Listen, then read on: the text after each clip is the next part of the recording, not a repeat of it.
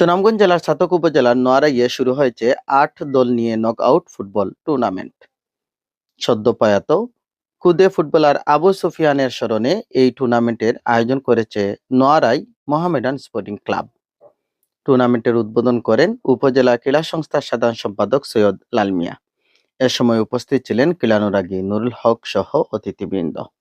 উদ্বোধনী খেলায় মুখোমুখি হয়েছিল জয়নগর ও টেঙ্গারগাঁও একাদশ। প্রতিদ্বন্দ্বিতাপূর্ণ ম্যাচে জয় পেয়েছে টেঙ্গারগাঁও।